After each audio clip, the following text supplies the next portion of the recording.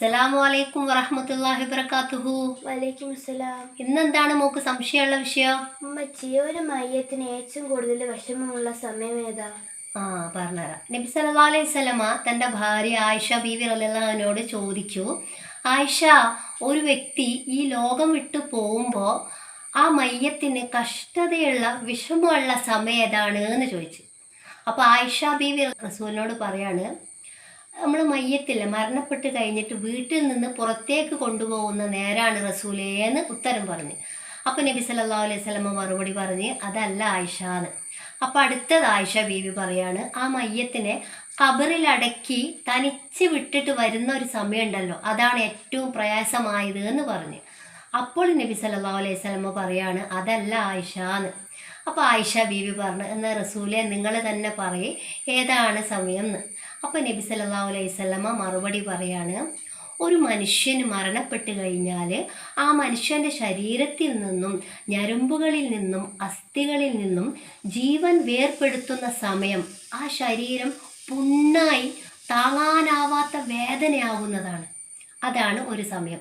ആ സമയത്ത് മയ്യത്തിന് ആ വേദന താങ്ങാനാവില്ല.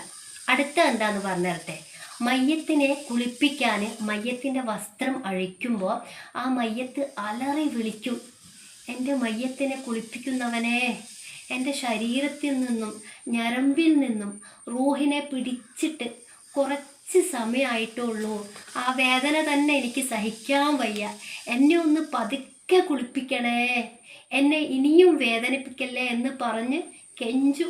ഈ സമയത്ത് മയ്യത്ത് വളരെയധികം വിഷമത്തിലാകും. എന്നിട്ട് മയ്യത്ത് പറയും, എൻ്റെ ദേഹത്ത് വളരെ ചൂടുള്ള വെള്ളവും വളരെ തണുത്ത വെള്ളവും ഒഴിക്കല്ലേ, എൻ്റെ ശരീരം താങ്ങൂല, ചൂടും തണുപ്പും ഇല്ലാത്ത, വളരെ ചൂടും വളരെ തണുപ്പും ഇല്ലാത്ത മിതമായ വെള്ളം എൻ്റെ ശരീരത്തിൽ ഒഴിക്കൂ, എന്നെ കഠിനമായി ഉരച്ചു കഴുകല്ലേ, വളരെ ലളിതമായിട്ട് പതുക്കെ എന്നെ കുളിപ്പിക്കൂ എന്ന് പറഞ്ഞ് ആർക്കും ഈ ശബ്ദം ഉണ്ടല്ലോ, മനുഷ്യനും ജിന്നുകളും ഒഴികെ ബാക്കിയുള്ള എല്ലാ പടപ്പുകളും കേൾക്കും.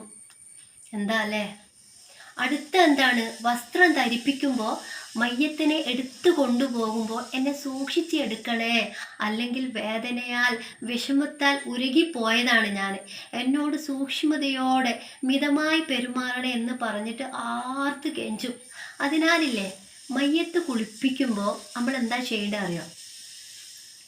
ഇപ്പോൾ ഒരാൾ മയ്യത്ത് കുളിപ്പിക്കാൻ വേണ്ടി വന്ന്, നമ്മളെ വേണ്ടപ്പെട്ടവരാണ് മയ്യത്തെങ്കിൽ മയ്യത്ത് കുളിപ്പിക്കുന്നവരടുത്ത് കുടുംബക്കാരും നിൽക്കണം, അവരെ കൂടെ കുടുംബക്കാരും കുളിപ്പിക്കാൻ കൂടണം. ഈ മയ്യത്ത് കുളിപ്പിക്കാൻ വരുന്നവർ അവരെ ജോലി വേഗം തീർക്കാൻ വേണ്ടിയിട്ട് അവർ ധൃതിയിൽ കുളിപ്പിക്കും.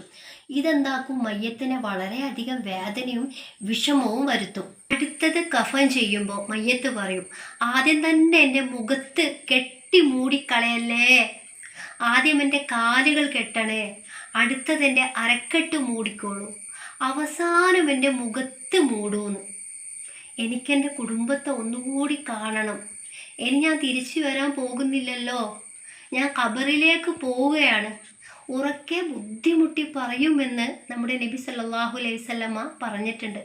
മയ്യത്ത് ഇങ്ങനൊക്കെ ആണ് ഏറ്റവും കൂടുതൽ വേദനിക്കുന്ന സമയം. സഹോദരി സഹോദരന്മാരെ, നമ്മളെല്ലാവരും മരണപ്പെടും. കുടുംബത്തെ നന്നായി നോക്കുന്നവനും ഖുർആൻ ഓതുന്നവനും നിസ്കരിക്കുന്നവനും നന്മ ചെയ്യുന്നവനും തിന്മ ചെയ്യുന്നവനും എല്ലാവരും മരണപ്പെടും. ഇടയ്ക്കിടയ്ക്ക് നമ്മൾ മരണത്തെ ഓർത്തുകൊണ്ടേയിരിക്കുക.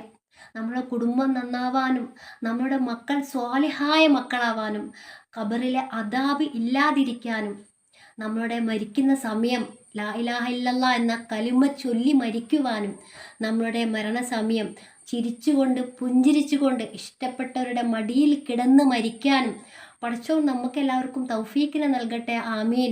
മക്കളെ ദീനിയായി വളർത്തുക, നല്ല കാര്യങ്ങൾ കാണാനും പഠിക്കാനും അവർക്ക് നല്ല മടിയുണ്ടാകും, എന്നാലും അവരെ നല്ല നല്ല ദീനിയായ കാര്യങ്ങൾ പറഞ്ഞ് പഠിപ്പിച്ച് അതിലേക്ക് വഴിതിരിക്കുക. നമ്മളെല്ലാവരും അള്ളാഹു സ്വർഗത്തിൽ ഒരുമിച്ച് കൂട്ടുമാറാകട്ടെ. നമ്മുടെ മരണം വളരെ ലളിതമാക്കി തരട്ടെ. നമുക്ക് അള്ളാഹുവിനോട് പ്രാർത്ഥിക്കാം. അള്ളാഹു നമ്മുടെ എല്ലാവരുടെയും ദുആ സ്വീകരിക്കുമാറാകട്ടെ, ആമീൻ. അടുത്ത് നല്ലൊരു വിഷയമായിട്ട് വരുന്നവരെ എല്ലാവരോടും അസ്സലാമു അലൈക്കും വറഹ്മത്തുള്ളാഹി വബറകാതുഹു.